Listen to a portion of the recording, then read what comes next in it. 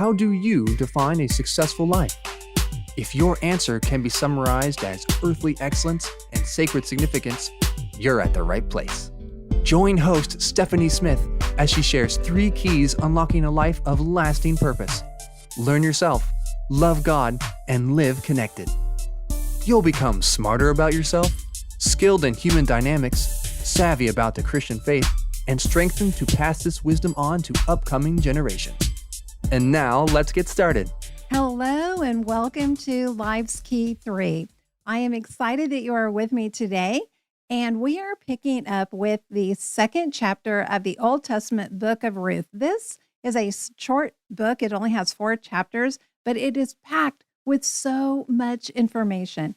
A lot of times we might think of the book of Ruth as just this kind of quaint love story, but it has some very valuable principles that we can apply in our own lives. In the first book of Ruth, we look primarily at Naomi. And today, even though we're going to focus mostly on Ruth, we're going to see that there's a glint that seems to appear in Naomi's eye towards the end of this chapter.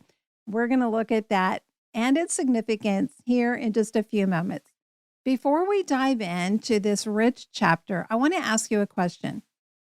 If someone said to you, hey, if you sign up for my newsletter, you're going to get $1,000 deposited into your bank account every week, would you say, hey, I'm in?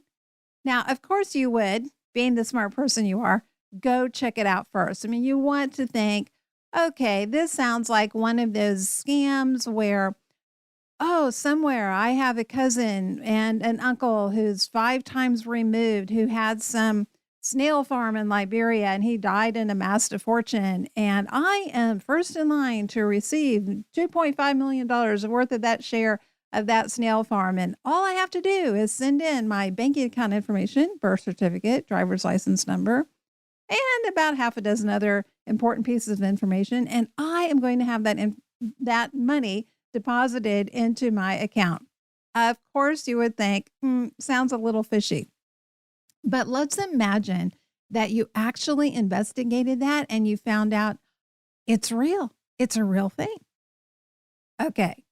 I am not going to be depositing any money into your bank account if you sign up for Highlights, the weekly newsletter. Here's what I can promise you. There is nothing that is more valuable that we can deposit into our lives and the lives of our children than truth that is grounded in the Word of God, because that's where we learn about Him. That's where we learn about His character, His purposes, His plans, and how we can actually live an eternally meaningful, significant life that begins with excellence here on earth. Highlights isn't the only way that you can dive into the Bible, but it's one way. I know that Bible study is one of those things as a Christian that kind of like prayer. Sometimes it's a whole lot easier to talk about doing than actually do, especially when you have kiddos. And because I know that from experience, that's why this year, the podcast Life's Key 3 and the weekly newsletter Highlights is teaming up to give you a ready-made, easy to follow, meaningful Bible study delivered right to your inbox. So if you haven't already signed up, hop on over to stephaniepresents.com. You can sign up right there. Today, we're diving into the 2nd chapter of the book of Ruth. Verse 1 opens with a literary foreshadowing. It's just one sentence, but it gives a crucial detail to this entire story. So let's look back and recap what happened in chapter 1. Ruth, who was a Moabite, not an Israelite, goes back with Naomi to live in Bethlehem. Naomi's husband had taken Naomi and her 2 sons. We don't know how old that they were, and they had gone off and lived in the land of Moab for 10 years because there was a famine in the land of Israel. We don't know whether he followed God's direction by doing that or not. The Bible is silent on that. Well, while they are there, he dies as well as their 2 sons, leaving Naomi with no one other than her 2 daughter-in-laws. One of them decides to stay in Moab, but the other Ruth says, I'm going with you, Naomi. And even though it's easy to think of Naomi as this very bitter person because she goes home and she's very honest with her friends when they say, Naomi, is that you?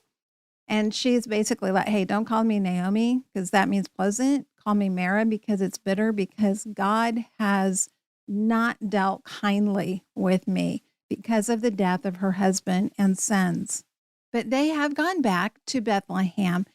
And at the end of chapter 1, there's a little detail that says, and it was the beginning of barley harvest. Hey, here's a clue for you.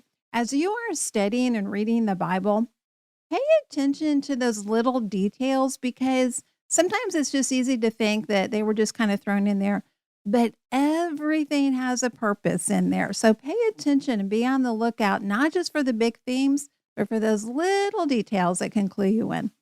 So chapter 2 opens with this little detail that turns out to be very significant.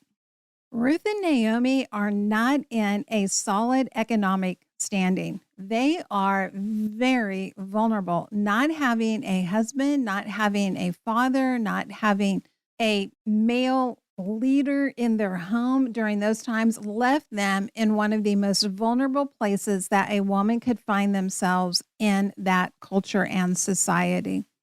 And so here they are. It's the beginning of barley harvest. They don't have an income. There's no side gig. There's no hustle. They haven't returned to some wealth that had been stored away. There's no bank account that Naomi's going to go back and be able to start making withdrawals from. They are definitely poor. They're in a place of great vulnerability and dependency. What happens then is Ruth gets up and she says to Naomi, hey, where can I go to glean barley?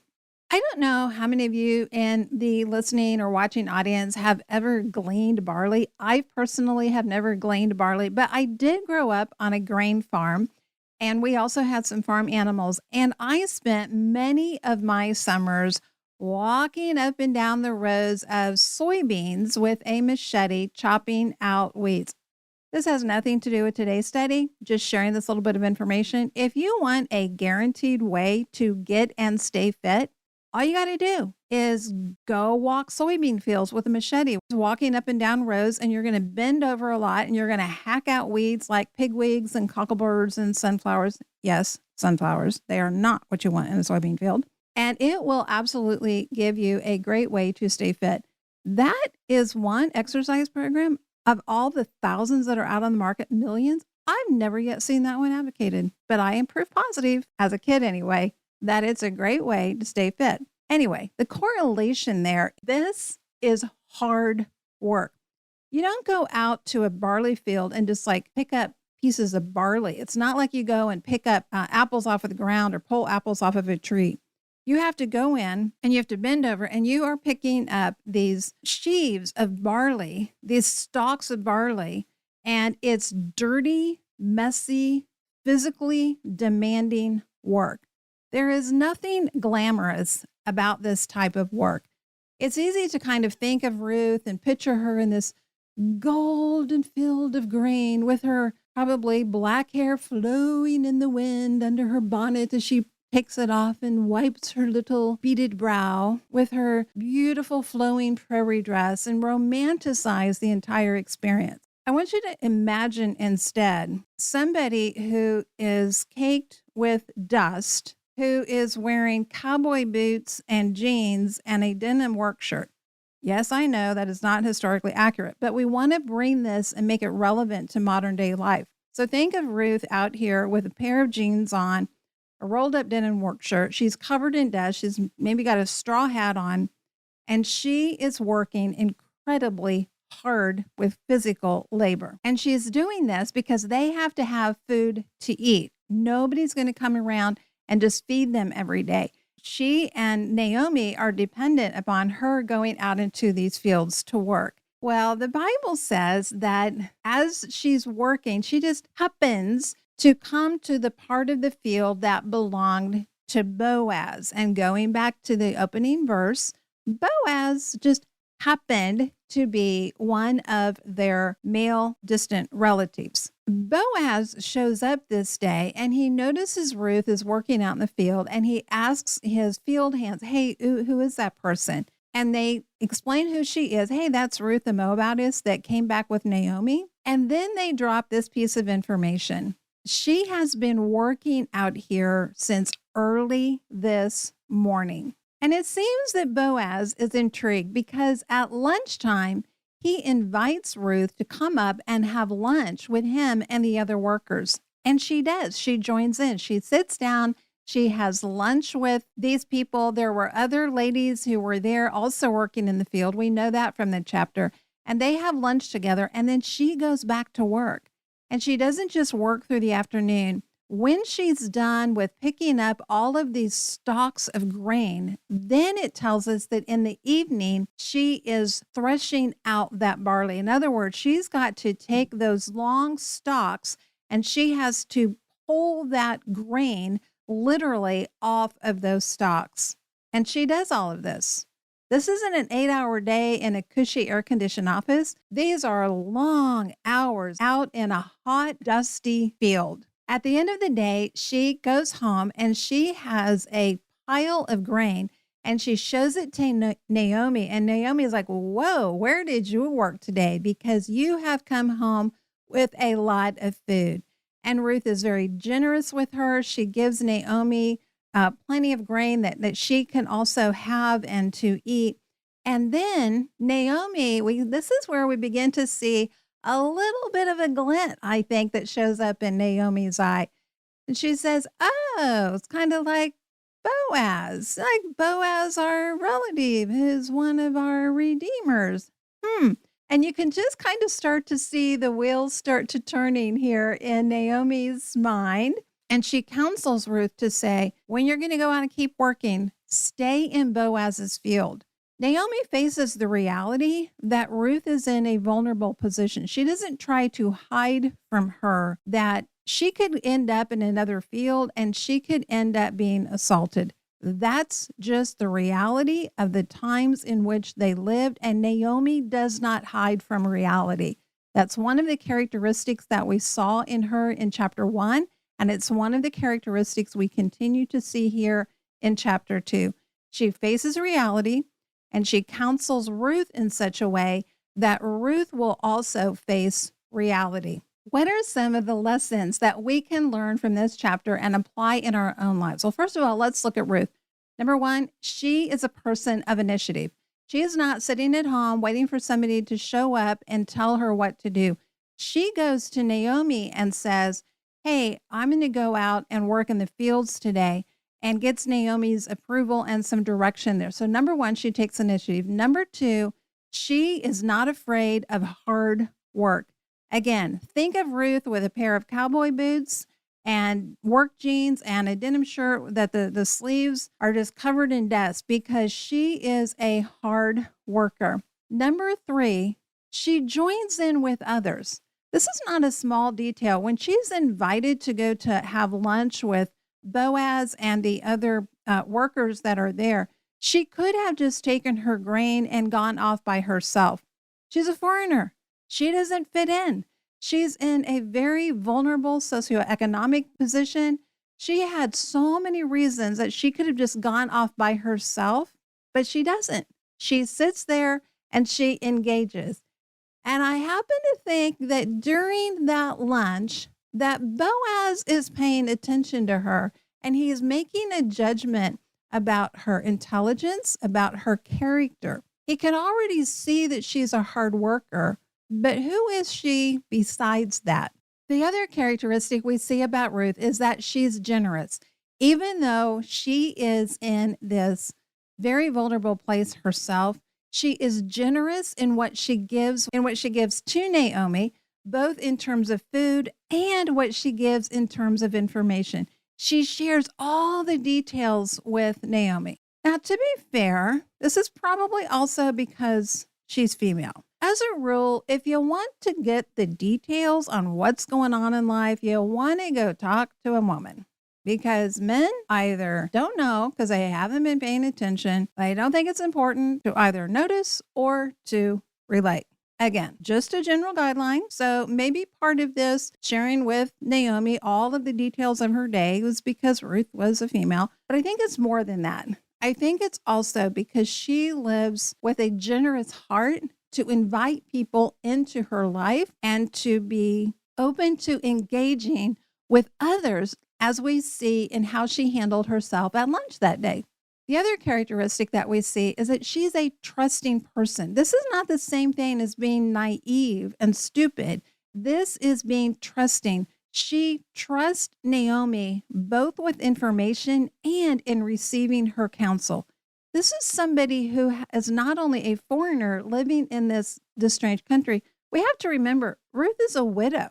She also has experienced great loss and suffering, but she has determined she's not going to live with a suspicious heart and attitude. She's not going to be cynical. She's not going to be sarcastic. She's going to live with a trusting, open heart as well. Let's talk about Naomi. What do we see here in Naomi? I think there are 3 characteristics. Number 1, she lives with an open hand. She doesn't try to keep Ruth at home. She's not the one getting Ruth up and saying, get out there and work. She lives with an open hand. She has given Ruth the ability to make choices for her own life. And when Ruth comes to her and says, hey, I'm going to go work in this field, Naomi says, sure. Number 2, Naomi lives open to healing. Remember her losses. She lost her husband. She's lost both of her sons. She has no grandchildren at this point, and for all she knows, she never will. And yet, when she hears about Ruth's success that day in the fields, listen to what she says. May he, referring to Boaz, be blessed by the Lord, whose kindness has not forsaken the living or the dead. Wait a minute. What happened to call me bitter? Well, you know what? She's open to healing. She is also pursuing healing and making the choices to not become a person who remains in the past, unwilling to move on and to embrace the goodness of God that is present in her future. The third characteristic that we can see with Naomi is that she lives open-hearted.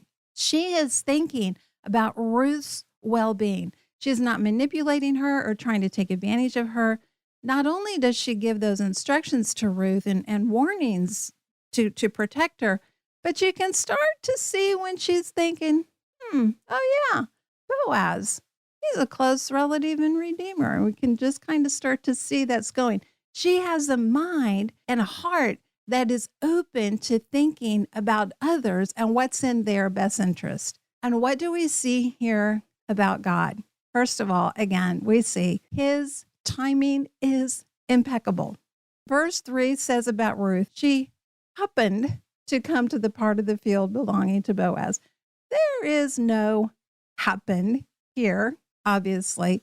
God has ways as we are going about our work, as we are taking responsibility for our lives, whatever our situations are.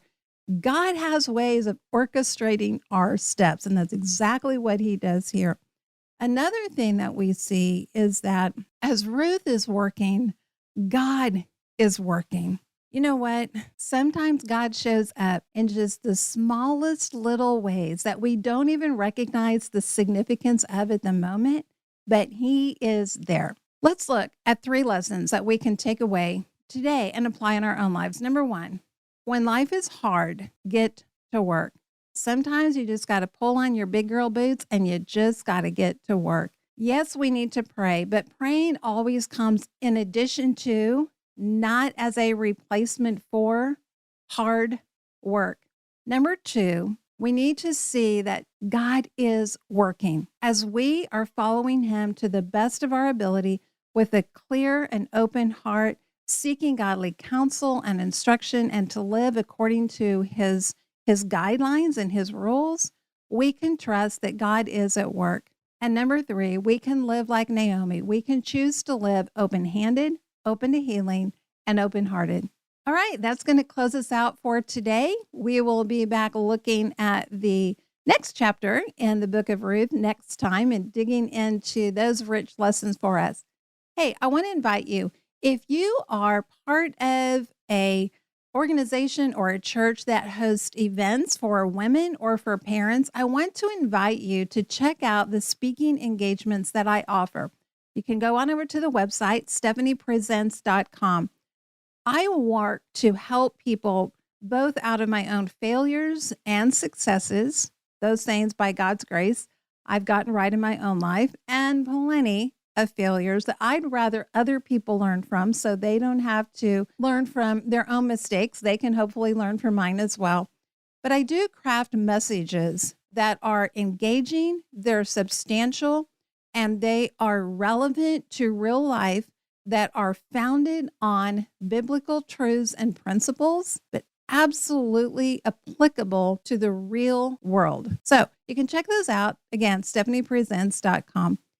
Remember this, my friend, you have an impact that is immeasurable, eternal, and irreplaceable. Thank you for listening. For information on speaking engagements and other resources, visit the website at stephaniepresents.com. Remember, learn yourself, love God, and live connected.